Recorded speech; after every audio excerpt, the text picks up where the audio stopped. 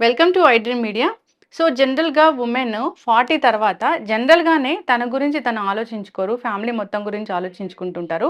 40 తర్వాత వుమెన్ ఎలాంటి జాగ్రత్తలు తీసుకోవాలి? అసలు ఎలాంటి ఇష్యూస్ అనేవి వస్తూ ఉంటాయి? అంతేకాకుండా ఓవరాల్‌గా వుమెన్‌కి సంబంధించి మనకు తెలియని విషయాలేంటి? తీసుకోవాల్సిన జాగ్రత్తలేంటి? పూర్తి వివరాలు తెలుసుకుందాం. మనతో పాటు ప్రముఖ గైనకాలజిస్ట్ డాక్టర్ కృష్ణవేణి నాయని ఉన్నారు from Yashoda hospital, Hitec city.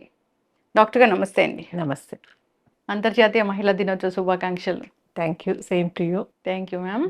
Ma'am, జనరల్‌గా వుమెన్ అనగానే అంటే అన్ని రకాలుగా తను ఇంట్లో వర్క్ చేస్తారు, బయట జాబ్‌కెళ్తారు, చాలా బిజీగా ఉంటారు. ఈ బిజీ నేపథ్యంలో జనరల్‌గా కూడా వుమెన్‌కి స్ట్రెస్ ఎక్కువ ఉంటది. అట్లాగే తనకి హెల్త్ ఇష్యూస్ కూడా వస్తూ ఉంటాయి.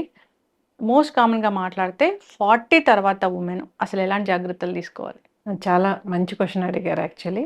ఏంటంటే మనము ఇంట్లో అన్నీ చక్కబెట్టి తర్వాత వర్క్‌కెళ్ళిపోతాము. వర్క్‌లో కూడా మనము మల్టీ టాస్కింగ్ చేస్తాం. అంటే ఒక్క వర్క్ పైనే కాన్సంట్రేట్ చేయమనమాట. సో, స్ట్రెస్ అనేది చాలా ఉంటుంది. ఎస్పెషల్లీ మనకు 40 ఇయర్స్ దాటిన తర్వాత ఇంకా స్ట్రెస్ అనేది ఎక్కువవుతుంది. ఎందుకంటే వుమెన్‌లో చాలా చేంజెస్ వస్తాయి ఆ టైంలో. అంటే తన పీరియడ్స్ ఇర్రెగ్యులర్ అవ్వడము, తర్వాత ఒక్కొక్కసారి పీరియడ్స్ పెయిన్‌ఫుల్ అవ్వడము. సో, ఈ పీరియడ్ ప్రాబ్లమ్ అనేది చాలా మటుకు వస్తూ ఉంటుందనమాట. సో, వాళ్ళు మెనోపాజ్‌కి దగ్గరవుతూ ఉంటారు కాబట్టి కొంచెం వాళ్ళకు వేడిగా ఆవిరిలాగా రావడము, తర్వాత దాన్ని hot flushes and night sweats అంటామనమాట మెడికల్ టర్మ్స్‌లో. తర్వాత కాన్సంట్రేట్ చేయలేకపోవడం, హెడేక్ అట్లా రావడము. ఇంకా మెయిన్ ప్రాబ్లమ్ అంటే చాలా మందికి ఈ ఏజ్ గ్రూప్‌లో వెయిట్ గెయిన్ అవుతారు. సో, ప్రాబ్లమ్ ఏంటంటే they will say they are eating same amount of the food compared to before or they are eating less. But they are doing exercise everything but they are unable to control the weight. And these are some of the issues they face in and out. Other things commonly that will happen is blood pressure problems start అవుతాయి, diabetes start అవుతుంది, heart problems start అవుతాయి. ఇవన్నీ మనకి oestrogen అనే hormone తగ్గిపోవడం వల్ల ఈ problems start అవుతాయి అన్నమాట. ఓకే. సో, ఇవన్నీ ట్యాకిల్ చేసుకోవడం అంటే కొంచెం కష్టం అనిపిస్తది. ప్లస్ వాళ్ళకు ఇన్ని రోజులు హెల్తీగా ఉండి ఇప్పటికి చేంజెస్ వచ్చే లోపల కొంచెం డిప్రెషను, ఆ ప్రాబ్లమ్స్ కూడా స్టార్ట్ అవుతూ ఉంటాయన్నమాట. సో, దీనికేంటంటే మన ఫస్ట్ మనకు టైం కొంచెం కేటాయించుకోవాలి. మనం ఈవెన్ దో మనం వర్క్ చేస్తున్నా కానీ, మన కోసం అట్‌లీస్ట్ ఒక 1 అవర్ పెట్టుకొని, మనం ఎక్సర్సైజ్ చేయడము, హెల్తీ డైట్ తీసుకోవడము, తర్వాత రెగ్యులర్ హెల్త్ చెకప్స్‌కెళ్ళడము. సో, దీనివల్ల మనము మనల్ని బాగా చూసుకుంటే, ఫ్యామిలీని కూడా బాగా చూసుకోగలుగుతాము. సో, ఫ్యామిలీని బాగా చూసుకుంటే మొత్తం సొసైటీ అంతా కూడా బాగుపడుతుందనమాట. చక్కగా చెప్పారు మ్యామ్. మ్యామ్, జనరల్‌గా కూడా 40 తర్వాత గైనిక్ విషయానికొస్తే గైనకాలజికల్ సమస్యలనేవి ఎలాంటివొస్తాయి? అంటే మేము ఎలాంటివి ఇగ్నోర్ చేస్తాము? ఎట్లాంటి జాగ్రత్తలు అవసరం అసలు? ఎలాంటి టెస్టులు చేయించుకోవాలి? ఓకే. సో, 40 తర్వాత మనకేంటంటే, మన ఇండియాలో ఇప్పుడు 2 కామన్ ప్రాబ్లమ్స్ మనకు రైజ్ అయితున్నవేంటంటే, breast cancer. So, breast cancer అనేది ఆల్మోస్ట్ లైక్ ఎవ్రీ సెకండ్ ఫ్యామిలీలో ఒకరికన్నా ఎఫెక్ట్ అవుతుంది. సో, మేబీ మనకు ఎన్విరాన్మెంటల్ ఫ్యాక్టర్స్ అయ్యుండొచ్చు, డైటరీ ఫ్యాక్టర్స్ ఉండొచ్చు, జెనెటిక్ ఫ్యాక్టర్స్ ఉండొచ్చు. సో, దీనివల్ల మనకు స్క్రీనింగ్ అనేది చాలా ఇంపార్టెంట్ అనమాట. సో, మనం ఇది స్క్రీన్ చేసుకున్నామంటే, మనం ఎర్లీ స్టేజెస్‌లో డిటెక్ట్ చేసుకోగలుగుతాం. సో, అందరూ 40 ఇయర్స్ దాటిన తర్వాత ఎవ్రీ 2 ఇయర్స్‌కొకసారి డెఫినిట్‌గా మనం బ్రెస్ట్ స్క్రీనింగ్ అనేది చేసుకోవాలి. సో, ఇది సింపుల్ టెస్టే. జస్ట్ అల్ట్రాసౌండ్ స్కాన్ చేస్తారు, మామోగ్రామ్ అని చేస్తారనమాట. అది కాకుండా ఒకవేళ మనకు ఆల్రెడీ ఫ్యామిలీ హిస్టరీలో బ్రెస్ట్ క్యాన్సర్స్, బవల్ క్యాన్సర్స్ అట్లా ఉన్నాయి అంటే మనం ఎవ్రీ ఇయర్ కూడా చేసుకోవాల్సొస్తది. ఇంకొక నెక్స్ట్ కామన్ ప్రాబ్లమ్ అంటే మనకు సర్వైకల్ క్యాన్సర్, ఎండోమెట్రియల్ క్యాన్సర్ అనేటివన్నమాట. సో, ఈ సర్వైకల్ క్యాన్సర్‌కి మెయిన్‌లీ ఏంటంటే పాప్స్మియర్ అనే టెస్ట్ అవైలబుల్ ఉంటుంది. సో, ఇప్పుడు మోర్ అడ్వాన్స్డ్ టెస్ట్ అంటే హెచ్‌పివి డిఎన్ఏ టెస్ట్ అని చేస్తామనమాట. సో, ఇంతకుముందయితే మనం ఎవ్రీ 2 ఇయర్స్‌కు, 3 ఇయర్స్‌కు చేయించుకునేవాళ్ళు. ఇది జస్ట్ వన్స్ ఇన్ 5 ఇయర్స్ చేసుకుంటే సరిపోతుంది. HPV, DNA. DNA testing. Normal HPV వేరు, ఈ DNA no. Test. Same thing. High risk HPV DNA testing అంటామనమాట. ఇది పెద్ద కాస్ట్ కూడా ఏముండదు. 2000 రూపీస్ అవుతుందనమాట. సో, దానివల్ల ఏంటంటే మనకు ఆహ్, ఇది సర్వైకల్ క్యాన్సర్ వచ్చే ఛాన్సెస్ అట్లా ఏమన్నా ఉందా అని మనం ముందే తెలుసుకోవచ్చు. ముందే తెలుసుకొని దానికి తగిన ట్రీట్మెంట్ అనేది తీసుకోవచ్చు. ఇంకా ఇయర్లీ హెల్త్ చెకప్ అనేది కూడా చాలా ఇంపార్టెంట్. అంటే మనకు అట్‌లీస్ట్ రెగ్యులర్ బ్లడ్ టెస్ట్ మనము ఒకసారి ఫిజిషియన్ కన్సల్ట్ అయ్యేసి బ్లడ్ ప్రెషర్ చెక్ చేయించుకోవడం, డయాబెటీస్ చెక్ చేసుకోవడం. సో, చాలా మటుకు ఇప్పుడు కార్పొరేట్ సెటప్‌లో అందరు లేడీస్ చేసుకుంటున్నారు. Hmm. That's a very welcoming sign అనమాట. So, that has to be continued. Yes. Yeah! Ma'am HPV అనగానే, వ్యాక్సిన్ అనగానే అందరూ కూడా అమ్మో! హెచ్‌పివి వ్యాక్సినా 1 ఆర్ 2 టైమ్స్ వెళ్ళాల్సుంటది ఇట్లా అనుకుంటూ హ్మ్. ఉంటారు. హ్మ్. అంటే పూర్తి ఇన్ఫర్మేషన్ ఏంటి అసలు వ్యాక్సిన్ గురించి? ఎవరు తీసుకోవాలసలు? హ్మ్. ఇది హెచ్‌పివి వ్యాక్సిన్ అనేది యాక్చువల్లీ డిజైన్ చేసిందైతే గిన young girls who are not sexually active ఉంటారు కదా! వాళ్ళకివ్వాలనమాట. సో, మనకి యూజువల్లీ ఏంటి ఎప్పుడైతే గర్ల్ 8థ్ క్లాస్‌కొస్తారో అంటే 12-15 ఇయర్స్ మధ్యలో ఉన్న వాళ్ళకిస్తామనమాట. సో, వాళ్ళకేంటంటే already they are not exposed to this virus anymore. They are hmm. Not sexually active. So, ఇది ఇవ్వడం వల్ల వాళ్ళలో ఇమ్యూనిటీ అనేది డెవలప్ హ్మ్. అవుతుంది. ఇప్పుడు మోస్ట్ అడ్వాన్స్డ్ వ్యాక్సిన్ ఏంటి అంటే గార్డిసెల్ 9 అని హ్మ్. ఉందనమాట. సో, ఇది తీసుకోవడం వల్ల ఏంటి అంటే మనకు ఈ మామూలు వాట్స్ అనేటివి కూడా హ్మ్. వస్తుంటాయి చాలా మందికి. సో, దాన్ని కూడా ప్రివెంట్ చేస్తుంది. ఓరల్ క్యాన్సర్స్‌ని ప్రివెంట్ చేస్తుంది. సర్వైకల్ క్యాన్సర్స్‌ని ప్రివెంట్ చేస్తుంది. సో, ఇనిషియల్లీ ఫస్ట్ ఏంటంటే ఇది ఓన్లీ గర్ల్స్‌కి మాత్రమే ఇచ్చేవాళ్ళం. హ్మ్. సో, ఇప్పుడు మనకు ఫర్దర్ రీసెర్చ్ వచ్చింది. బాయ్స్ కూడా ఇస్తున్నామనమాట హ్మ్. ఈ వ్యాక్సినేషన్. ముందు ఇనిషియల్‌గా 3 డోసెస్ ఇచ్చేవాళ్ళం. అంటే ఫస్ట్ టైమ్ తీసుకున్నప్పుడు, తర్వాత 2 మంత్స్ తర్వాత, తర్వాత 6 మంత్స్ తర్వాత. ఇప్పుడు కరెంట్ గైడ్‌లైన్స్ అయితే మనం ఒక్క డోస్ తీసుకున్నా పర్లేదు. ఓకే. సరిపోతుంది. ఈక్వల్ అమౌంట్ ఆఫ్ ఇమ్యూనిటీ వస్తుందనమాట. Hmm. Only if they are like immunocompromised ఉన్నారనుకోండి, HIV patients or if they have immune deficiencies for them only we are giving 3 hmm. Vaccinations. So, మనకు కొన్నిసార్లు ఏమనిపిస్తుంది, అరే! మా ఫ్యామిలీలో ఎవరికన్నా సర్వైకల్ క్యాన్సర్ ఉంటుంది. హ్మ్. So, especially mother hmm. ఉన్నిందనుకోండి, తనకున్నిందంటే usually her daughters will come for vaccination అనమాట. So, okay. They can have the vaccination. కొన్నిసార్లు ఈవెన్ 25, 35 ఇయర్స్ వరకు కూడా ఈ వ్యాక్సినేషన్ తీసుకుంటున్నారు. హ్మ్. కానీ మనకు ఆఫ్టర్ 25, 35 ఈ వ్యాక్సిన్ వల్ల అంత హెల్ప్ ఉంటుందా అంటే hmm. It is difficult to say. ఎందుకు అంటే గిన if they are already sexually active అంటే వాళ్ళకి ఆల్రెడీ వైరస్ వాళ్ళ బాడీలో ఉంటుందనమాట. హ్మ్. సో, దానిల వల్ల వాళ్ళకి ఇమ్యూనిటీ అనేది డెఫినిట్‌గా వచ్చేస్తుంది. సో, మనకు వ్యాక్సిన్‌లో ఉండేది కూడా ఆ వైరస్సే. హ్మ్. సో, అందరికి కంపల్సరీ అయితే కాదు. హ్మ్. బట్ ఎవరైతే సెక్షువల్లీ యాక్టివ్ లేరో వాళ్ళైతే కంపల్సరీ తీసుకుంటే వాళ్ళకి బెనిఫిట్స్ అనేటివి ఎక్కువగా హ్మ్. ఉంటాయన్నమాట. అయితే కొందరికి మనం 45 ఇయర్స్, 50 ఇయర్స్ ఆఫ్ ఏజ్‌లో గూడా సర్వైకల్ క్యాన్సర్ వచ్చింది అని వింటూ హ్మ్. ఉంటాము. హ్మ్. అట్లా వస్తదా మ్యామ్? ఎందుకు? చాలా కామనే అనమాట. ఆ! సో, ఇదేంటంటే మనకు హెచ్‌పివి వైరస్ అని హ్మ్. ఉంటుందనమాట. సో, మామూలుగా ఇది సెక్షువల్లీ ట్రాన్స్‌మిటెడ్ హ్మ్. అనమాట. సో, ఆల్‌మోస్ట్ అందరిలో 99.100% ఉంటుంది ప్రతి హ్మ్. ఒక్కరికి. కానీ అందరికి ఏంటి వాళ్ళ ఇమ్యూనిటీ వల్ల ఈ వైరస్‌ను వాళ్ళు వాళ్ళ బాడీలో నుంచి బయటికి పంపగలుగుతారనమాట. ఓకే. కానీ జస్ట్ కొంతమంది అంతే. హ్మ్. అంటే ఒక 2-5% ఆఫ్ ద పేషెంట్స్‌లో హ్మ్. ఇది పర్సిస్ట్ అవుతుంది ఆ వైరస్. హ్మ్. అప్పుడు అదేం చేస్తుంది? Cancerous changes, precancerous changes start hmm. చేస్తుందనమాట. Good thing about this cervical cancer ఏంటంటే, మనకు క్యాన్సర్ రాకముందే ఒక 10-15 ఇయర్స్ ప్రీ క్యాన్సరస్ స్టేజ్‌లో ఉంటామనమాట. హ్మ్. సో, ఈ పాప్స్మియర్ టెస్ట్ చేసేది, హెచ్‌పివి డిఎన్ఏ టెస్ట్ చేసేది హ్మ్. దీన్ని కనుక్కోవడానికి ప్రీ ఓకే. Cancerous stage. ఆ ప్రీ క్యాన్సరస్ స్టేజ్‌లో కనుక్కున్నామంటే మనం చిన్న ట్రీట్మెంట్‌తో అంటే చిన్న లూప్ ట్రీట్మెంట్ హ్మ్. అంటామనమాట. చిన్న దాంతో మనం దాన్ని ట్రీట్ చేసేయొచ్చనమాట. ఓకే. యూజువల్లీ క్యాన్సర్ దాకా వెళ్ళరు. హ్మ్. మనకలా ఒకవేళ క్యాన్సర్ ఉన్నా కానీ అర్లీగా డిటెక్ట్ చేసి దానికి ట్రీట్మెంట్ ఇస్తే అంత ప్రాబ్లమ్ అస్సలు ఉండదనమాట. యెస్. ఇది హైజీన్ మెయింటైన్ చేయకపోవడం వల్ల గూడా వస్తదా? హైజీన్ అంటే మనకు బేసికలీ ఇది మల్టిపుల్ సెక్షువల్ పార్ట్నర్స్ ఉండడం వల్ల ఆర్ ప్రొలాంగ్డ్ హ్మ్. మనకు అంటే మెన్సెస్ ఎక్కువ తొందరగా స్టార్ట్ హ్మ్. అవ్వడం, లేట్‌గా ఇది అవ్వడం, హ్మ్. కొన్నిసార్లు ఫ్యామిలీ హిస్టరీ వల్ల కూడా వస్తుంది. తర్వాత కొంతమంది స్మోకర్స్‌లో కూడా ఇది కామన్‌గా ఉంటుందనమాట. హ్మ్. హైజీన్ అనేది it has to be maintained అనమాట యెస్. డెఫినైట్‌లీ.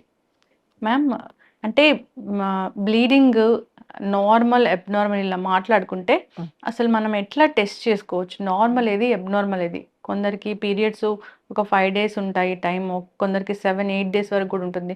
కొందరికి 21 డేస్, 23rd డే అలా వస్తూ ఉంటుంది. హ్మ్. ఎట్లా మనము కాలిక్యులేట్ చేస్తాం అసలు? సో, మామూలుగా అయితే నార్మల్ పీరియడ్ అంటే 21-35 డేస్‌కి ఒకసారి రావాలనమాట. సో, కొంతమందికి షార్ట్ సైకిల్స్ ఉంటాయి. 21 డేస్‌కే వచ్చేస్తాయి. కొంతమందికి లాంగ్ సైకిల్స్ అంటే 35 డేస్. హ్మ్. సో, ఈ 21-35 డేస్‌లో ఎన్ని రోజులకొచ్చినా దట్ ఈస్ నార్మలే. హ్మ్. తర్వాత బ్లీడ్ అయ్యేది ఇట్ డిఫర్స్ అనమాట. అంటే కొంతమందికి 2 డేసే అవుతది. కొంతమందికి 3 days, maximum 7 days. So, 2-7 days of bleeding is considered as normal అనమాట. సో, లెస్ థాన్ 21 డేస్‌కి ఒకసారి పీరియడ్ వస్తుందన్నా గానీ, మోర్ థాన్ 35 డేస్‌కి ఒకసారి పీరియడ్ వస్తుందన్నా కానీ, ఆర్ వాళ్ళకు బ్లీడింగ్ లెస్ థాన్ 2 డేసే బ్లీడ్ అవుతున్నారన్నా కానీ, or more than 7 days bleed అవుతున్నా గానీ, that is considered as abnormal అనమాట. ఓకే. సో, ఇది మనకు లైఫ్ సైకిల్‌లో సేమ్ ఉండదు. ఇప్పుడు మనకే కొంచెం మనం అర్లీ అంటే మనము యంగర్ ఇయర్స్‌లో మనకు పీరియడ్ డ్యూరేషన్ తక్కువ ఉండొచ్చు. తర్వాత పెరగొచ్చు. సో, ఇది వేరీ అవుతూ ఉంటుందనమాట. ఓకే. యాహ్! యెస్. మ్యామ్, ఇప్పుడు ఇది టఫ్ క్వెషనే అనుకోవచ్చు. హ్మ్. ఆహ్, ఒక ఏజ్, ఆ ఏజ్‌లోనే పెళ్లి చేసుకోవాలి, పిల్లలు ప్లాన్ చేసుకోవాలి అట్లా. కానీ ఇప్పుడంతా కార్పొరేట్ వరల్డ్ అయిపోయింది. మాకు టైం అనేది కూడా ఏజ్ అనేది కూడా లేట్‌గా ప్లాన్ చేసుకుంటూ ఉన్నారు. హ్మ్. అంటే దీన్ని ఎట్లా బ్యాలెన్స్ చేసుకోవాలంటారు? ఓకే. సో, మనం అమ్మమ్మలు, అమ్మలు వాళ్ళందరికీ ఏంటి 18, 20 లోపల పెళ్ళిళ్ళైపోయి మనమంతా 20 ఇయర్స్ లోపల పుట్టేసేవాళ్ళం. So, that is not also correct అనమాట. ఎందుకు అంటే వాళ్ళు ఇంకా వాళ్ళ డెవలప్‌మెంటే కంప్లీట్ అయ్యుండదు. అప్పుడే పిల్లలు పుడతారు. వాళ్ళని చూసుకోవడము అదంతా వాళ్ళకి కూడా టఫ్ అయ్యేది. ఇప్పుడు మనకేంటంటే అందరూ బాగా ఎడ్యుకేషన్ వైపు మొగ్గు చూపుతున్నారు. బాగా చదువుకుంటున్నారు కూడా. సో, అందువల్ల ఏం చేస్తున్నారు, మనకు ఫస్ట్ మంచి జాబ్ తెచ్చుకోవాలి. మనం కాళ్ళ పైన మనం అవును. నిలబడాలి. తర్వాతనే పెళ్లి చేసుకుందాము అన్న కాన్సెప్ట్ వచ్చేసింది ఇప్పుడు. సో, ఒక్కొక్కరి విషయంలో ఏమవుతుంది, అది డిలే అయిపోతుంది. 30 ఇయర్స్, 35 ఇయర్స్, 40 ఇయర్స్ కూడా నడుస్తుందనమాట. సో, కానీ ఐడియల్ ఏజ్ అంటే మనకు పిల్లలు కనడానికి 23-30 ఇయర్స్. ఎందుకు అంటే అప్పుడు మనలో ఎగ్ కౌంట్ అనేది బాగా ఉంటుంది. ప్లస్ మన రీప్రొడక్టివ్ సిస్టమ్ అనేది కూడా బాగా డెవలప్ అయి ఉంటుందనమాట. ఓకే. సో, మరీ యంగ్ ఏజ్‌లో పిల్లల్ని కన్నా కానీ కొన్ని ప్రాబ్లమ్స్ ఉంటాయి. So, this is the ideal age. So, ఇప్పుడేంటంటే ఆ time is the peak time for like career ప్రోగ్రెషన్‌కి అది పీక్ టైమ్. సో, అందరూ ఏం చేస్తున్నారు, పెళ్లి చేసుకోవడము, పిల్లల్ని కనమని పక్కన పెట్టేసి కెరియర్ సైడ్ ఎక్కువ కాన్సంట్రేట్ చేస్తున్నారు. దానివల్ల మనకేమవుతుందంటే ఎక్కువ ఇన్‌ఫర్టిలిటీ ఇష్యూస్ చూస్తున్నామనమాట ఇప్పుడు. చాలామంది ముందు అసలు చాలా మందికి న్యాచురల్ ప్రెగ్నెన్సీసే అవును. వచ్చేటివి. ఇప్పుడు చాలామంది ఐవీఎఫ్ సైడ్ ఎళ్ళిపోతున్నారు. ఒక రీజన్ ఏంటంటే మళ్ళీ వాళ్ళకు ఫ్యూచర్‌లో అంటే కొంతమందికి అవగాహన ఉంటుంది. అంటే మనకు ఎగ్స్ బాగుంటాయో లేదో క్వాలిటీ అనేసి ఎగ్ ఫ్రీజింగ్ కూడా చేయించుకుంటున్నారు. దాన్ని సోషల్ ఎగ్ ఫ్రీజింగ్ అంటామనమాట. సో, వాళ్ళకి మళ్ళీ వాళ్ళు ఎప్పుడైతే కన్వీనియంట్ ఉంటుందో or when they meet correct person they are fertilizing that eggs and they are having the babies అనమాట. కానీ ఇది ఎంతవరకు ఎథికల్‌గా కరెక్ట్ అని చెప్పలేం. యూజువల్లీ అది క్యాన్సర్ పేషెంట్స్‌కి చేసేవాళ్ళు ముందు. Egg freezing. ఎగ్ ఫ్రీజింగ్ అనేది. ఇప్పుడు ఏంటంటే మన సోషల్‌గా కూడా చాలామంది చేసుకుంటున్నారు ఆ పద్ధతి ద్వారా. కానీ యంగర్ ఏజ్‌లో పిల్లల్ని కనడమే కరెక్ట్. Less than 30. ఎందుకు అంటే మనకు బేబీకి అబ్నార్మాలిటీస్ వచ్చే ఛాన్సెస్ తక్కువగా ఉంటాయి. ఇప్పుడు మనం ఓల్డ్ అయ్యే కొద్దీ మన బాడీలో ఉన్న ఎగ్స్ అన్నిటిది క్వాలిటీ తగ్గిపోతుంది. నంబర్ తగ్గిపోతుంది. సో, మనకెక్కువ ప్రెగ్నెన్సీ వచ్చినా మిస్‌క్యారేజ్ అవ్వడం కానీ, అబ్నార్మల్ బేబీస్ అంటే వాళ్ళకు మెంటల్ రిటార్డేషన్, క్రోమోజోమల్ అబ్నార్మాలిటీస్ ఇవన్నీ ఉంటాయన్నమాట. అవన్నీ వచ్చే ఛాన్సెస్ ఎక్కువుంటాయి. ప్లస్ ప్రెగ్నెన్సీ వచ్చే ఛాన్సెసే తగ్గిపోతాయన్నమాట. Yes. So, I think they have to plan for the pregnancy before the age of 30. Yeah! చక్కగా చెప్పారు మ్యామ్. ఫాలో అవ్వాలి. అయితే మ్యామ్, బేబీ పొట్టలో ఉండగానే ఈ జెనెటికల్ ఇష్యూస్ ఉన్నాయా లేదా అనే టెస్టింగ్ గూడా జరుగుతదా? యెస్. యెస్. Of course. ఇప్పుడు మనకన్నీ చాలా సైన్స్ బాగా అడ్వాన్స్ అయింది. మనం ఏఐ యుగంలో ఉన్నాం కాబట్టి చాలా ఫెసిలిటీస్ ఉన్నాయి. సో, మనకెలా ఉంటుందంటే ఇప్పుడు మనం ప్రెగ్నెన్సీ ఉంది. అందుకే మనం ఫస్ట్ విజిట్‌కి రాంగానే అడుగుతాం. ఏమైనా మెడికల్ ప్రాబ్లమ్స్ ఉన్నాయా? ఫ్యామిలీలో ఏమైనా ఇష్యూస్ ఉన్నాయా? హస్బెండ్ అండ్ వైఫ్‌కి ఏదైనా ప్రాబ్లమ్స్ ఉన్నాయా అనేసి. సో, అలా ఏదైనా ప్రాబ్లమ్స్ ఉన్నాయి. ప్లస్ బేస్‌లైన్ టెస్ట్‌లు చేస్తామనమాట. అందులో ఏదైనా ఐడెంటిఫై అయితే మనకు బేబీకి ఉందా లేదా అన్న విషయం తెలుసుకోవచ్చు. ఓకే. అంటే ప్రతిదానికి టెస్ట్ ఉండకపోవచ్చు. మేజర్ ప్రాబ్లమ్స్‌కైతే టెస్ట్‌లున్నాయన్నమాట. సో, దాన్ని ప్రీనేటల్ టెస్టింగ్ అంటామనమాట. సో, బేబీకి యూజువల్లీ స్కాన్స్ జరుగుతాయి. యూజువల్లీ 12 వీక్స్ అప్పుడు డేటింగ్ స్కాన్ అని చేస్తాము. దాంట్లో ఏమన్నా అబ్నార్మాలిటీస్ ఉన్నాయని చూసుకుంటాము. ఒకవేళ అప్పుడు ఏదైనా అబ్నార్మాలిటీస్ ఉంటే మనం డెఫినిట్‌గా తెలుసుకోవడానికి మనకు ఇప్పుడు బ్లడ్ టెస్ట్‌లొచ్చాయి. ఎన్ఐపీటీ టెస్ట్ అనేసి, ఆర్ మనకు కోరియానిక్ విల్లస్ శాంప్లింగ్ అనేసి, తర్వాత అమ్నియోసింథసిస్ అనేసి. సో, ఆ బేబీకి ఏమన్నా ఎఫెక్ట్ అయ్యారా లేదా అని మనం దీని టెస్ట్ ద్వారా తెలుసుకోవచ్చనమాట. ఓకే. జనరల్‌గా ప్రెగ్నెంట్ ఉమెన్‌కి ఇన్ని చెకప్స్ అవసరము అనేది ఒక ప్రోటోకాల్ ఏమైనా ఉంటుందా? యెస్. యెస్. హ్మ్. ఉంటుంది. మీరు ప్రెగ్నెన్సీ ఉన్నారు కదా! మీకు హ్మ్. మోస్ట్‌లీ అర్థమైపోయి ఉంటుంది. సో, ఇదేంటంటే మనకు యూజువల్లీ అప్ టు ఆహ్, 32 వీక్స్ వరకు ఎవ్రీ 4 వీక్స్‌కి ఒకసారి హ్మ్. చూస్తామనమాట. 32 వీక్స్ నుంచి 36 వీక్స్ వరకు 2 వీక్స్‌కి ఒకసారి చూస్తూ ఉంటామనమాట. హ్మ్. 36 వీక్స్ నుంచి 40 వీక్స్ వరకు ఎవ్రీ వీక్ చూడాల్సొస్తుందనమాట. Okay. So, most of the time it is around 12, 13 appointments ఉంటాయి. హ్మ్. 2 బేసిక్ స్కాన్స్ ఉంటాయి. ఒకటేంటంటే మనకి NT scan, TIFFA scan abnormalities అవి కనుక్కోవడానికి. ఇంకా ఏదైనా ప్రాబ్లమ్స్ అనిపిస్తే మనం extra scans, extra clinic appointments అనేది ఉంటుందనమాట. యెస్. మ్యామ్ ఇంకో క్వెషన్ కూడా మోస్ట్ కామన్‌గా అడుగుతూ ఉంటారు. హ్మ్. ప్రెగ్నెన్సీలో బ్లీడింగ్ అనేది హ్మ్. అంత కామన్‌గా చూస్తామా మనము? ప్రెగ్నెన్సీలో బ్లీడింగ్ యెస్. చాలా మందికి ఇప్పుడు అర్లీ ప్రెగ్నెన్సీలో హ్మ్. అంటే మనకు ఇప్పుడు 5 మంది వుమెన్ ప్రెగ్నెంట్ అయ్యారనుకోండి. ఒకరికి బ్లీడింగ్ డెఫినిట్‌గా ఉంటుంది. This is called early pregnancy హ్మ్. బ్లీడింగ్. ఒక్కొక్కసారి ఏమి ప్రాబ్లమ్ ఉండకపోవచ్చు. ఆర్ సమ్‌టైమ్స్ వాళ్ళకు మిస్‌క్యారేజ్ అయ్యే అవకాశం కూడా హ్మ్. ఎక్కువ ఉంటుందనమాట. సో, అది మామూలుగా కామన్ సర్వసాధారణమే అది. హ్మ్. సో, మనం కొంచెం అక్కడ ప్రొజెస్ట్రాన్ సపోర్ట్ పెట్టేసి, తర్వాత కొన్ని మెడికేషన్స్ ఇచ్చేసి చాలామంది కంటిన్యూ అవుతారు. హ్మ్. తర్వాత early part of the pregnancy దాటిన తర్వాత మనకు వేరే అబ్నార్మాలిటీస్ వస్తాయి. అంటే మాయ అంటాం కదా! హ్మ్. ప్లాజెంటా అది కింద లో లయింగ్ అంటామనమాట. హ్మ్. అంటే గర్భసంచి మూతి దగ్గర అటాచ్ అయినా కానీ, ఆర్ మనకి బీపీ ప్రాబ్లమ్స్ అట్లా ఉండడం వల్ల ఒక్కొక్కసారి మాయ తొందరగా సెపరేట్ హ్మ్. అయిపోతుందనమాట. దాన్ని అబ్రప్షన్ అంటామనమాట. సో, అలాంటి ప్రాబ్లమ్స్ ఉన్నా కానీ మనకు హెవీ బ్లీడింగ్ అయ్యే అవకాశం ఉంటుంది ప్రెగ్నెన్సీలో. సో, ఇదేంటంటే more later part of the ప్రెగ్నెన్సీలో వస్తాయన్నమాట. అంటే ఓకే. 28 వీక్స్ దాటిన తర్వాత అట్లా. హ్మ్. ఏం ఇంకో ప్రాబ్లమ్ ఉండదా? ఉంటుంది. అంటే మనకు కొంచెం బ్లీడింగ్ అయితే అంత ఇష్యూస్ హ్మ్. ఉండవు. కొంతమందికేంటంటే రికరెంట్‌గా బ్లీడింగ్ అవుతూ ఉంటుంది. ఆర్ ఒకటేసారి హెవీ బ్లీడింగ్ ఆ! అవుతుంది. సో, డిపెండింగ్ అపాన్ వాళ్ళ ప్రెగ్నెన్సీలో ఎక్కడ ఉన్నారు అనే దాన్ని బట్టి డిసైడ్ చేస్తామనమాట.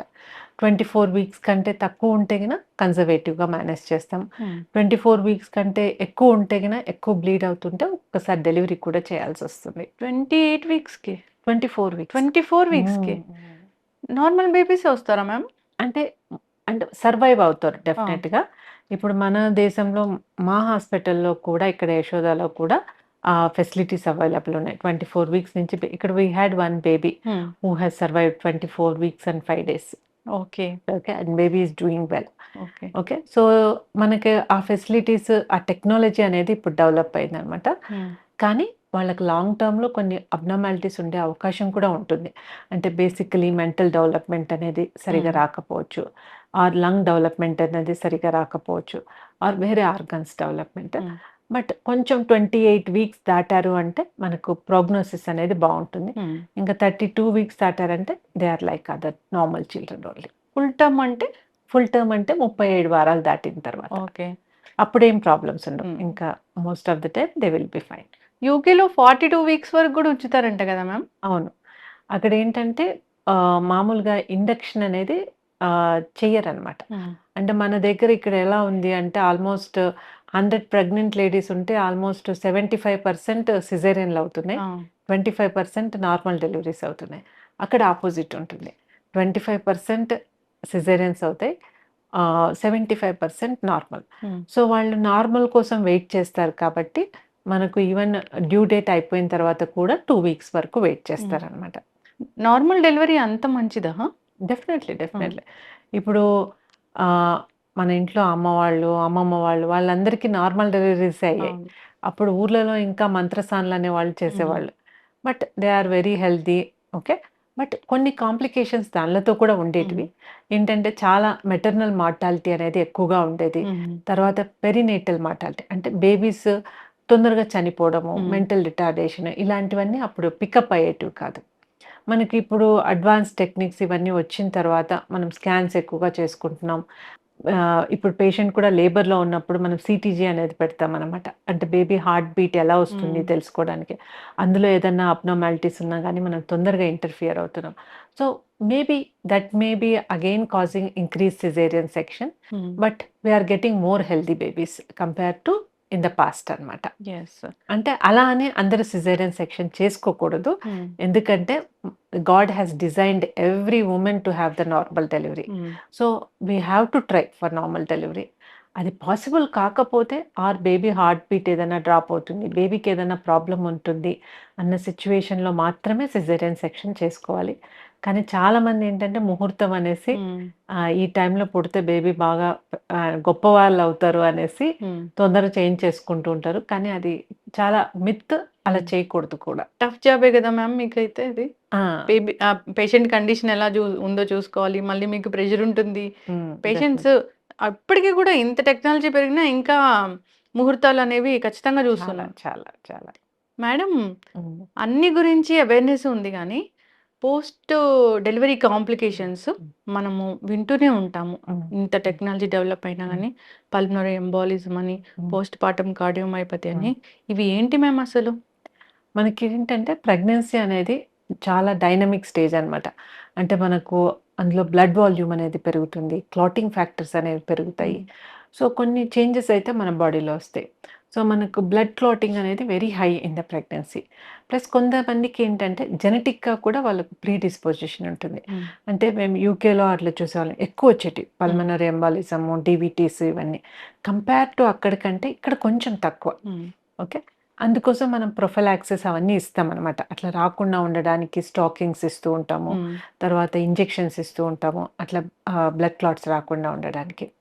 సో, ఇవి మన బాడీలో ఉన్న చేంజెస్‌ని బట్టి వస్తాయి. హ్మ్. ఇంకొకటేంటంటే కార్డియోమయోపతి. హ్మ్. కార్డియోమయోపతి కొన్నిసార్లు ఫ్యామిలీ హిస్టరీ ఉంటుంది. హ్మ్. ఆర్ మనకు లేబర్ అయ్యేటప్పుడు ఆ స్ట్రెయిన్ తట్టుకోలేక కూడా హార్ట్ ఫెయిల్యూర్ ఈ ప్రాబ్లమ్స్ వస్తూ హ్మ్. ఉంటాయనమాట.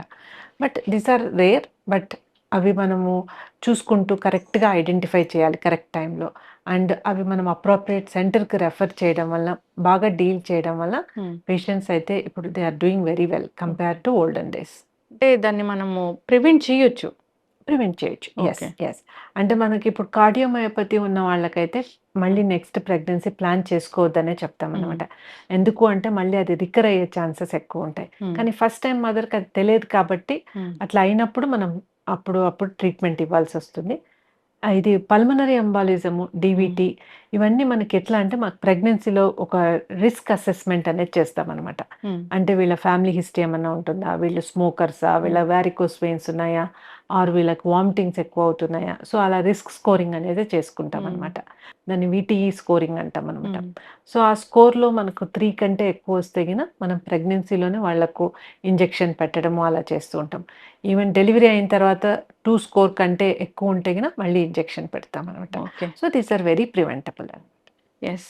మ్యామ్ వామిటింగ్స్ అనగానే గుర్తొస్తది. అంటే నేను మీ దగ్గరే ట్రీట్మెంట్ తీసుకున్నాను. ఆ వామిటింగ్స్ ఏంటి మ్యామ్ అంత ఎక్కువగా ఉంటాయి. 24/7 వామిటింగ్స్ అవుతూనే ఉంటాయి. హ్మ్. అసలు స్టాప్ చేయాలంటే మీరు నాకు చాలా కౌన్సెలింగ్ ఇచ్చారు. పెద్ద పెద్ద ఏదో నాకు ఒక మ్యాజిక్ చేసే మెడిసిన్ ఇచ్చారని చెప్పుకోవాలి. హ్మ్. నేను వేరే డాక్టర్స్‌ని ఇంటర్వ్యూ చేస్తున్నప్పుడు ఈ మాట చెప్తే వాళ్ళు గూడా మిమ్మల్ని కాంటాక్ట్ చేశారు. అంటే మీ కాంటాక్ట్ నంబర్ తీసుకొని. అంటే అది ఎందుకు అంత పెద్ద ప్రాబ్లము. దాన్ని అంటే ముందుగానే తెలుసుకొని దాన్ని ప్రివెంట్ చేయలేమా? అంటే ఇది హైపరెమెసిస్ అంటాం మనం మామూలుగా ఎక్కువ వామిటింగ్స్ అయితే. హ్మ్. నార్మల్‌గా 2, 3 times per day vomiting in pregnancy in the early part up to 12 weeks is very normal. హ్మ్. అదెందుకు అంటే మన ప్రెగ్నెన్సీ హార్మోన్ అనేది సీక్రెట్ అవుతూ హ్మ్. ఉంటుందండి. That is new to our body. అందువల్ల మనం అలా రియాక్ట్ అవుతామనమాట. హ్మ్. సో, యూజువల్లీ మనం కొన్ని చేంజెస్ చేసుకోవడం వల్ల, లైఫ్ స్టైల్ చేంజెస్ చేసుకోవడం వల్ల చాలా వరకు మనం తగ్గించొచ్చు. బేసికల్లీ ఏంటంటే చాలామంది మనకు ఒక హాబిట్ ఏంటంటే కూర్చున్నామంటే బ్రేక్‌ఫాస్ట్ చేశామంటే హ్మ్. టక టక టక తినేస్తాం. అలా తినకూడదు. ఇక్కడ సీక్రెట్ ఏంటి అంటే నువ్వు 4 ఇడ్లీస్ తింటారనుకోండి. ఒక ఇడ్లీ తినేసి ఒక 10 మినిట్స్ గ్యాప్ తీసుకోవాలి. హ్మ్. మళ్ళీ ఇంకొక ఇడ్లీ 10 మినిట్స్ తర్వాత తినాలి. సో, ఆ 4 ఇడ్లీస్‌ని మనం మామూలుగా అయితే 5 నిమిషాల్లో తింటాము. ఇక్కడ 40 మినిట్స్‌లో తినాలనమాట. ఓహో! Same thing with water. Bottle తీసామంటే గడగడగడ హ్మ్. తాగేస్తామనమాట. అలా కాకుండా స్లోగా కొంచెం కొంచెం సేమ్ 3 లీటర్స్ తాగాలి. కానీ కొంచెం కొంచెం తాగాలి. సో, అక్కడ ఏంటి అని ట్రిక్ అంటే ఏంటంటే, మన స్టమక్ స్ట్రెచ్ కాదు. హ్మ్. స్టమక్ స్ట్రెచ్ కాదు అంటే బ్రెయిన్‌కు మనకు అవి స్టిమ్యులస్ ఎళ్ళదనమాట. మన స్టమక్ స్ట్రెచ్ అయింది వామిటింగ్ చేయాలి అనేసి. హ్మ్. సో, ఆ ట్రిక్ పాటిస్తే చాలా మందికి బెటర్‌గానే ఉంటుంది. ప్లస్ ఇంకోటేంటంటే కొన్ని మనకు న్యాచురల్ రెమెడీస్ కూడా ఉంటాయి. జింజరు, మనం మార్నింగ్ లేవంగానే యూకేలో అయితే వాళ్ళు డ్రై టోస్ట్ తినమని చెప్పేవాళ్ళం అనమాట హ్మ్. పేషెంట్స్‌కి. జింజర్ బిస్కెట్స్ అని దొరుకుతాయి. అవి కూడా తీసుకోవచ్చు. These are some natural remedies అనమాట. హ్మ్. ఇంకా లేకపోతే మనం టాబ్లెట్స్ ఇస్తాం. Hmm. I had one patient twins and most of the time she was admitted in the hmm. Hospital. Very rarely ఇంకా అలాంటివి కంట్రోల్ చేయడానికి మనం 2, 3 రకాల మెడిసిన్స్ వాడతాము. ఇంకా దేంతో కంట్రోల్ కాకపోతే స్టెరాయిడ్స్ అనే మెడికేషన్ ఆయుధం అది పెద్దదనమాట. హ్మ్. దాన్ని కూడా ఆ ఒక్క ఆమెకే వాడాను ఇప్పటిదాకా. హ్మ్. అప్పుడు ఆమె కంట్రోల్ అయ్యారు. ఇప్పుడు ఇద్దరు బేబీస్‌తో చల్లగా బాగున్నారనమాట. నాకు కూడా కాంబినేషన్ ఆఫ్ మెడిసినే ఇచ్చారు గదా అవును. మ్యామ్? కాంబినేషనే ఇచ్చాను. ఒక 2 టాబ్లెట్స్ అలా వేసుకోవాలి. యాహ్! కానీ నేను 9 మంత్స్ వరకు ఆఫీస్‌కి వెళ్ళగలిగాను. హ్మ్. హ్మ్. 9థ్ మంత్ మిడ్ హాఫ్ వరకు వెళ్ళాను మ్యామ్ నేను. అవును. అవును. అది మామూలుగా అందరేంటంటే మెటర్నిటీ లీవ్ తొందర హ్మ్. తీసేసుకోవడం. ఆహ్, మాకిప్పుడు మెయిన్ ప్రాబ్లమ్ ఏంటి అంటే నేను హాస్పిటల్ కాదు వర్క్‌కెళ్ళను. హ్మ్. నాకు లీవ్ రాయండి మేడం. హ్మ్. నేను వర్క్ ఫ్రమ్ హోమ్ చేస్తాను. హ్మ్. ఆర్ నాకు సిక్ లీవ్ ఇచ్చేసేయండి. బట్ అది ఎంతవరకు కరెక్ట్ అనేది అయితే చెప్పలేం. ఎందుకు అంటే మనం ఇంట్లోనే ఉన్నామనుకోండి, మనం ఏం ఫిజికల్ యాక్టివిటీ ఉండదు. హ్మ్. సో, ఇంకా ఎక్కువ సిక్ అనిపిస్తది. ప్లస్ మీ ఏ లీవ్స్ అయితే ఉన్నాయి కదా! అవి యాక్చువల్లీ బేబీ డెలివరీ అయిన తర్వాతనే చాలా అవసరమవుతాయి. హ్మ్. ఎందుకు అంటే ఇప్పుడు ప్రెగ్నెన్సీలో మిమ్మల్ని మాత్రమే మీరు చూసుకోవాలి. డెలివరీ అయిన తర్వాత చిన్న బేబీని చూసుకోవాలి. వాళ్ళకు బ్రెస్ట్ ఫీడింగ్ ఇవ్వాలి. సో, నా అడ్వైస్ ఏందంటే బాగా పాజిటివ్‌గా ఉండండి. ప్రెగ్నెన్సీ అంతా ఎంత వీలైతే అంత ఫిజికల్‌గా యాక్టివ్‌గా ఉండి వర్క్‌కెళ్ళండి. తర్వాత డెలివరీ అయిన తర్వాత ఆ లీవ్స్ అన్నీ తీసుకోండి. అవును. ఎందుకంటే మీ బేబీకి మీ అవసరం అనేది చాలా అవసరం హ్మ్. ఉంటది. ప్లస్ మనం ఇంట్లో ఉన్నా కానీ మోర్ సిక్ అనిపిస్తదనమాట. అవును. హ్మ్. అంటే డెలివరీ అయ్యాక వాళ్ళెప్పుడు నార్మల్‌గా అవుతారసలు? హ్మ్. మామూలుగా అయితే 6 వారాలకు వి హ్మ్. ఆర్ బ్యాక్ టు నార్మల్ అనమాట. సో, కొంచెం మనకి immediate delivery first week is the most difficult week. ఎందుకు అంటే baby is also new born. It is not adjusted to the external world. హ్మ్. సో, బేబీ డిమాండ్స్ ఎక్కువుంటాయి. And they cannot communicate basically. మనకేం చెప్పలేరు. So, only way is they communicate with crying. హ్మ్. ఇంకేంటంటే new mother పైన ఆ pressure కూడా ఉంటది. బేబీ ఏడవంగానే అందరూ బేబీకి ఆకలేస్తుంది పాలు పట్టు, పాలు పట్టు. But there could be other reasons. Lack of sleep ఇవన్నీ చాలా ప్రాబ్లమ్స్ ఉంటాయి. First 1 week. ఇంకా గ్రాడ్యుయల్లీ మదరు, బేబీ కొంచెం అడ్జస్ట్ అయిపోతారు. Another best thing is breast feeding. హ్మ్. ఎందుకు అంటే మనం బాటిల్ ఫీడ్ ఇయ్యాలంటే మనకు చాలా డిఫికల్టీస్ ఉంటాయి. అంటే ఆ బాటిల్స్ కడుక్కోవాలి. దానిని మరీ క్లీన్ చేసుకోవాలి. ప్యూరిఫై చేసుకోవాలి. ఆ మిల్క్ కలపాలి. దానిని బేబీకి అవును. పట్టాలి. నువ్వు ఆ మొత్తం చేసే లోపల ఒక 1 అవర్ హ్మ్. అయిపోతుంది. మళ్ళీ నెక్స్ట్ నువ్వు ఇచ్చేసి పడుకునే లోపల మళ్ళీ బేబీ లేస్తారు 2 అవును. అవర్స్‌కి. హ్మ్. సో, ఈ సైకిల్ చాలా డిఫికల్ట్ అనిపిస్తది. సో, బ్రెస్ట్ ఫీడింగ్ వల్ల ఏంటంటే నీకు ఇమ్మీడియేట్‌గా already prepared milk in your body. So, బేబీకి డైరెక్ట్‌గా ఇస్తావు. హైజీన్ బాగుంటుంది. తర్వాత ఇందులో ఇమ్యునోగ్లోబులిన్స్ అనేటివుంటాయి. బేబీకి ఇన్ఫెక్షన్స్ రావు. సో, మదర్‌కి ఏదైతే ఇమ్యూనిటీ ఉందో అవన్నీ బేబీకి ట్రాన్స్‌ఫర్ చేస్తున్నామనమాట. హ్మ్. సో, ఇంకొకటి అడ్వాంటేజ్ మదర్‌కి కూడా ఏంటంటే వెయిట్ లూజ్ అవుతారు. Hmm. So, they are back to normal very quickly అనమాట. ఓకే. సో, 6 వీక్స్‌కంతా most of the women are back to normal అనమాట. హ్మ్. After delivery. ఓకే. ఈ మధ్య చాలా న్యూస్ వింటున్నాము. Postpartum depression. అంటే కొంచెం బాధాకరంగానే ఉంటుంది. అలాంటి డిప్రెషన్ ఉందని ఎలా తెలుస్తది మ్యామ్? నిన్న కూడా నాకు ఒక పేషెంట్ ఉన్నారు యాక్చువల్లీ. తనకు ముందు కూడా ప్రాబ్లమ్స్ ఉన్నాయి. హ్మ్. సో, దానిలో కూడా మనకు ఒక స్కోరింగ్ సిస్టమ్ అనేది హ్మ్. ఉంటుందనమాట. సో, మేము యూజువల్లీ క్లినిక్‌కొచ్చినప్పుడు అడుగుతాం. ఆర్ యూ ఫీలింగ్ లో? అంటే మీకు డిప్రెషన్ సింప్టమ్స్ ఏమన్నా అనిపిస్తున్నాయా? హ్మ్. మిమ్మల్ని మీరు సెల్ఫ్ హార్మ్ చేసుకోవాలనిపిస్తుందా? లేకపోతే వేరే వాళ్ళని హార్మ్ చేయాలని అనిపిస్తుందా? So, hmm. There are some questions which we ask అనమాట. We pick up with that one. Or sometimes they are not maintaining the eye contact. Everything husband will be answering. Hmm. So, those are the some things which will pick up. Or the family members itself will pick up. Hmm. అంటే she is not having much sleep and she is not talking to anybody. ఇది చాలా important హ్మ్. Identify చేయడం అనేది. ఎందుకంటే ఒక్కొక్కసారి these symptoms are so severe hmm. They commit suicide or they will harm the husband or the అవును. Child. ని so recent news కూడా అదే మ్యామ్. హ్మ్. హ్మ్. ఎక్కడి నుంచో వచ్చారు. హ్మ్. బేబీ ఏడిపిస్తుందని బేబీనే హార్మ్ చేశారు వాళ్ళు. అదే. అవును. అదే. సో, అది కొంచెం ఈ హార్మోన్స్ వల్లనే ఆ చేంజెస్ అన్నీ వస్తాయి హ్మ్. బాడీలో. కొంచెం మనం ఇంట్లో అందరూ విజిలెంట్‌గా ఉండి వాళ్ళని బాగా చూసుకుంటూ, వాళ్ళకేదైనా సింప్టమ్స్ ఉంటే వెంటనే ప్రాబ్లమ్ ఉండదు. హ్మ్. ఇంకొక స్టిగ్మా ఏంటి అంటే సైకియాట్రిస్ట్ దగ్గరికెళ్ళాలంటే అందరికి చాలా బాధ. అంటే మనం అంటే they take it in a negative way అవును. అన్నమాట. సో, ఇప్పుడు మామూలుగా అయితే చాలా చోట్ల మనము సైకాలజిస్ట్ అని కూడా చూస్తున్నామనమాట. So, basically we start with counselling అనమాట సైకాలజిస్ట్‌తో.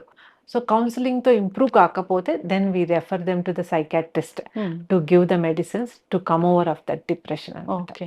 అంటే ఇది కూడా మోస్ట్ కామన్ ఇన్ క చాలా మందికొస్తూ ఉంటుంది. యెస్. అంటే కొంతమందికి మైల్డ్‌గా ఉంటుంది. కొంతమందికి సివియర్‌గా ఉంటుంది. యెస్. హ్మ్. మ్యామ్ యంగ్‌స్టర్స్ విషయానికొస్తే హ్మ్. ఆహ్, ఎ ఎండో ఎడినోమైసిస్, ఎండోమెట్రియోసిస్ అని ఇవి హ్మ్. మనం వింటూ ఉన్నాము. హ్మ్. ఇది ఏంటి మ్యామ్ అసలు ఇలాంటిది? ఎండోమెట్రియోసిస్ అంటే మామూలుగా మనకి యూట్రస్ లైనింగ్ ఉంటుంది కదా! అది ఎవ్రీ మంత్ షెడ్ ఆఫ్ అయిపోయి బ్లీడింగ్ రూపంలో వస్తుందనమాట. ఒక్కొక్కసారి ఈ లైనింగే మనకు ఫెలోపియన్ ట్యూబ్ పైన కానీ, ఓవరీ పైన కానీ, మనకు పెల్విక్ క్యావిటీ అంటామనమాట. అక్కడ కానీ డిపాజిట్ అవుతుంది.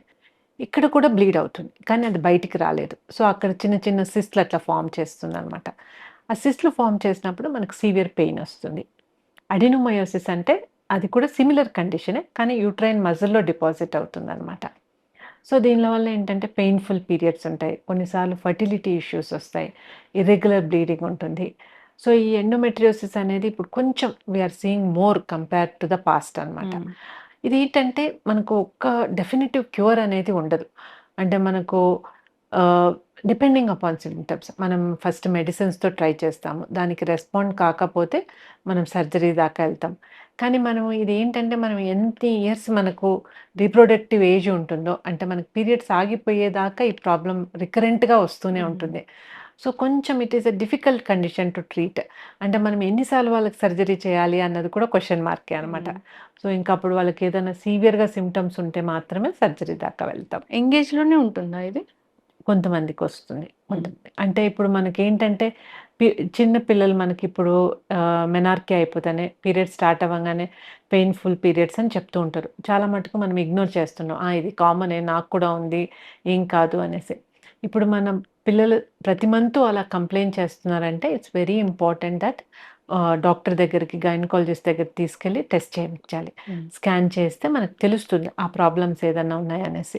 సో, అప్పుడు మనం ఎర్లీగా ట్రీట్మెంట్ స్టార్ట్ చేశాము అంటే, మనకు బ్యాడ్ కాన్సిక్వెన్సెస్ అనేటివి తక్కువగా ఉంటాయన్నమాట. అన్‌వాంటెడ్ ప్రెగ్నెన్సీస్, అబార్షన్స్ హ్మ్. ఆహ్, అంటే యంగ్‌స్టర్స్‌లో గూడా మనం ఎక్కువగా చూస్తూ హ్మ్. ఉన్నాము. హ్మ్. హ్మ్. ఇది ముందు ముందు ఇన్‌ఫెర్టిలిటీ ఇష్యూ రావడానికి ఒక కారణం అవుతదా? అబార్షన్స్ పర్సిస్టెంట్‌గా చేయించుకుంటూ ఉంటే? డెఫినైట్‌లీ. హ్మ్. డెఫినైట్‌లీ. సో, ఇప్పుడేంటంటే మన కల్చర్ కూడా కొంచెం చేంజ్ అవుతుంది. లివింగ్ టుగెదర్ అనేది ఎక్కువగా అయిపోతుంది. మ్యారేజ్ ముందే దే ఆర్ అవును. Starting with the sexual life. So, దీని వల్ల ఏమవుతుందంటే అన్‌వాంటెడ్ ప్రెగ్నెన్సీస్ వస్తున్నాయి. సో, బేసికలీ అన్‌వాంటెడ్ ప్రెగ్నెన్సీ కంటే ముందు కాంట్రాసెప్షన్ అనేది వాడితే బెటర్. అంటే మీరు ఆ పాయింట్ వరకు వెళ్ళకుండా. కాంట్రాసెప్షన్ అంటే మనకి డిఫరెంట్ ఫార్మ్స్‌లో దొరుకుతుంది. అంటే కాండోమ్స్ అనే ఉపయోగించొచ్చు మేల్ సైడ్ నుంచి. లేకపోతే లేడీస్ అయితే టాబ్లెట్స్ ఏసుకోవచ్చు. ఇంజెక్షన్స్ ఏసుకోవచ్చు. లేకుంటే కాపర్ టీ కానీ, మరీనా కాయిల్ కానీ ఇ ఇ ఇవన్నీ పెట్టి ట్రై చేసుకోవచ్చనమాట. ఇంకొకటి మ్యాచ్ స్టిక్ లైక్ డివైస్ ఉంటుంది. ఇంప్లనాన్ అనేసి. అదైనా ట్రై చేసుకోవచ్చు. ఇప్పుడు అన్‌వాంటెడ్ ప్రెగ్నెన్సీ వచ్చిన తర్వాత కూడా కొంతమందికి ప్రెగ్నెన్సీ వచ్చిందన్న విషయం కూడా రియలైజేషన్ అవును. ఉండదు. We had recently one girl who is coming up around 32-34 weeks అమ్మో! With the pain. And when they did the scan it was pregnancy. So, obviously it's a very difficult and traumatic for the girl and also for the family also. And ఇవి ఒకవేళ ఆ termination మీరు recognise అయ్యారు pregnancy అంటే there are facilities to have the terminations. Most of the time medically మనం terminate చేయొచ్చు. దానివల్ల మనకు ఇన్ఫెక్షన్ అనేది తక్కువగా ఉంటుంది. కాస్ట్ అనేది తక్కువగా ఉంటుంది. ఫ్యూచర్ ప్రెగ్నెన్సీస్ పైన ఎఫెక్ట్ పడేది కూడా తక్కువగా ఉంటుంది. ఇంకా sometimes they go for surgeries because they want immediate relief.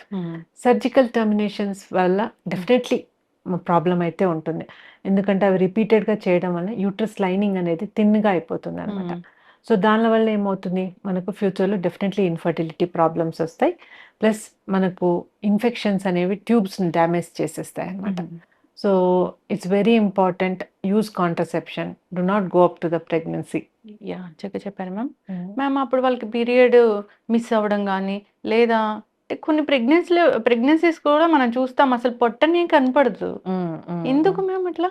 అంటే అలా కాదు. ఒక్కొక్కరు బాడీ కూడా అలాగుంటుంది. థిన్‌గా ఉంటారు. కనిపిస్తుంది. కానీ అంత ఎక్కువ కనిపించదు. ఎక్కువగా అన్నట్టు. అర్లీ స్టేజెస్‌లో అట్‌లీస్ట్ 24 వీక్స్ వచ్చేంత వరకు పెద్దగా ఎవరికీ ఏం కనపడదు పొట్టనేది. తర్వాత కనిపిస్తది యూజువల్లీ. బేబీ సన్నగా ఉంటే పొట్ట సన్నగా ఉండడం అట్లా ఉంటుందా? అంటే ప్లస్ మేబీ వాళ్ళు రికగ్నైజ్ కాలేదు వాళ్ళకి ప్రెగ్నెన్సీ ఉందనేసి. సో, వాళ్ళు హెల్తీ డైట్ అవన్నీ తీసుకోకపోవడం కూడా బేబీ చిన్నగా ఉండొచ్చు. అది కూడా one of the possibility yeah! అన్నమాట. డాక్టర్ గారు హ్మ్. అంటే ఇక్కడ చుట్టుపక్కల అన్ని ఏరియాస్ నుంచి ఇక్కడికి ఖచ్చితంగా వస్తారు. అంటే కాంప్లికేటెడ్ ప్రెగ్నెన్సీ అయితే ఖచ్చితంగా ఇక్కడ ఉన్నట్లే పేషెంట్. హ్మ్. కాంప్లికేటెడ్ ప్రెగ్నెన్సీస్‌కి దాన్ని సరిచేయడంలో కేర్ ఆఫ్ అడ్రెస్ మీరన్నట్లుగా ఉంటుంది. అంటే మోస్ట్ కాంప్లికేటెడ్ కేస్ నేను డీల్ చేశాను అన్నది ఇన్నేళ్ల సర్వీస్‌లో ఏముంది మ్యామ్? సో, ఒకటి బాగా గుర్తొచ్చేదేందంటే ట్విన్ ప్రెగ్నెన్సీ అన్నమాట. ట్విన్ ప్రెగ్నెన్సీలో బేబీ ఒక సాక్‌లో ప్రెగ్నెన్సీ ఉంది. ఇంకొక సాక్‌లో మోలార్ ప్రెగ్నెన్సీ అనేదుంది. వాళ్ళు అప్పటికే 10 ఇయర్స్ పైన మ్యారేజ్ అయింది. పాపం పిల్లలకి ట్రై చేస్తున్నారు. ఆహ్, వాళ్ళకి ఎక్కడికి ఎళ్ళినా కానీ ఇది కాదు టర్మినేట్ చేయించుకోండి అని చెప్తున్నారనమాట. సో, నా దగ్గరికొచ్చేటప్పటికి వాళ్ళకి ఆల్మోస్ట్ సెవెంత్ మంత్‌లో వచ్చారు. సో, అప్పటికి ఆ మాయ అంతా కిందకుంది. బ్లీడింగ్‌తో వచ్చారనమాట. సో, ఆ పేషెంట్‌ను అంటే మామూలుగా బేబీస్ కూడా సరిగ్గా ఉండరనమాట. ఈ మోలార్ అంటే న్యూట్రిషన్ అందదు ఆ బేబీస్‌కు. సో, అంటే that was a very challenging one. So, ఆ బేబీ చాలా చిన్నగా ఉన్నారు. అంటే మామూలుగా ఇప్పుడు మనకు పుట్టే టైంకి కనీసం 28 వీక్స్ టైంలో 750, 800 గ్రామ్స్ ఉంటే వాళ్ళు బాగా సర్వైవ్ అవుతారు. ఆ బేబీ 600, 650 గ్రామ్సే ఉన్నారు. So, basically she was bleeding very heavily. So, మాకప్పుడు ఆప్షన్ అయితే లేదు. సో, డెలివరీ చేశామనమాట. ఆ బేబీ ఇప్పుడు సర్వైవ్ అయ్యారు. నాకు పేరెంట్స్ అప్పుడప్పుడు ఫోటోస్ కూడా పంపిస్తూ ఉంటారనమాట. అంటే ఆ బేబీ పుట్టినప్పుడు ఇంతే ఉంది. ఇంతనే ఎలుక పిల్లలాగా ఉందనమాట. అబ్బా! సో, ఇప్పుడు బాగా పెద్దగా అయిపోయింది. 2, 3 ఇయర్స్. సో, వాళ్ళు ఎవ్రీ బర్త్‌డేకి నాకు అట్లా ఫోటో పంపిస్తుంటారనమాట. I feel very happy. అంటే అందరూ వాళ్ళకు టర్మినేట్ చేసుకోమని చెప్పారు.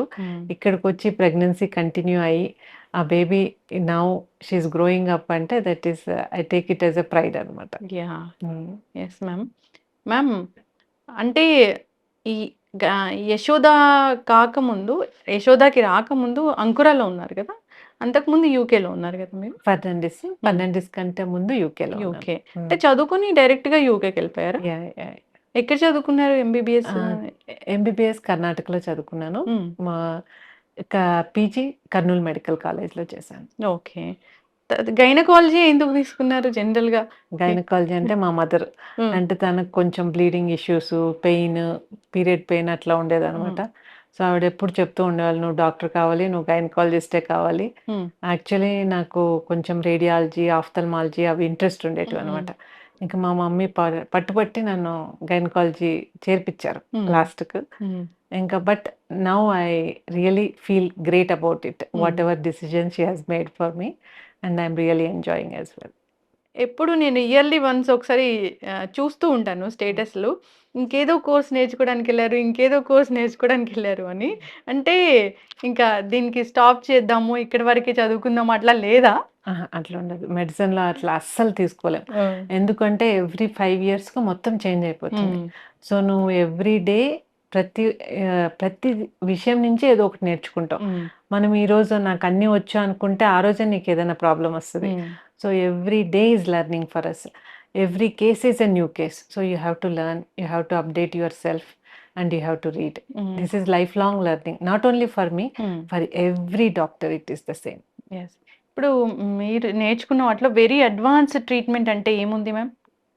సో, అంటే ఇప్పుడు రీసెంట్‌గా నేను రోబోటిక్స్ అవి కూడా చేస్తున్నాను. హ్మ్.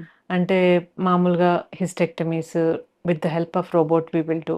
అండ్ నాకు కానీ ఎక్కువ ఐ లైక్ ఆబ్స్ట్రిక్స్ అనమాట. హ్మ్. అదేంటంటే మనకు డెలివరీ చేసిన తర్వాత, నార్మల్ డెలివరీ తర్వాత వచ్చే ఆనందము, హ్మ్. నువ్వు ఎన్ని గైనకాలజీ సర్జరీస్ చేసినా అంత పెద్దగా అనిపించదనమాట. So you see the whole family happy, mother and baby happy. So you will get a very nice feeling when you actually do a normal delivery rather than cesarean section. Yes. So more advanced అంటే ఇప్పుడు robotics చేస్తున్నాను. Okay. Yes. Thank you so much ma'am. Thank you. మీరే మాకు inspiration personality. మిమ్మల్ని inspire చేసిన వాళ్ళు ఎవరున్నారు? చాలా మంది ఉన్నారు. Starting with my mother, she is the woman, and my mother in law, and teachers who have taught us, and colleagues. Sometimes మనం వాళ్ళ దగ్గర నుంచి కూడా చాలా నేర్చుకుంటాం. హస్బెండ్, అంటే హస్బెండ్ సపోర్ట్ అట్లా లేకపోతే మనం ఏం చేయలేం. Father, and so I have learned quite a lot from them, and I really thankful to all of them who has taught me.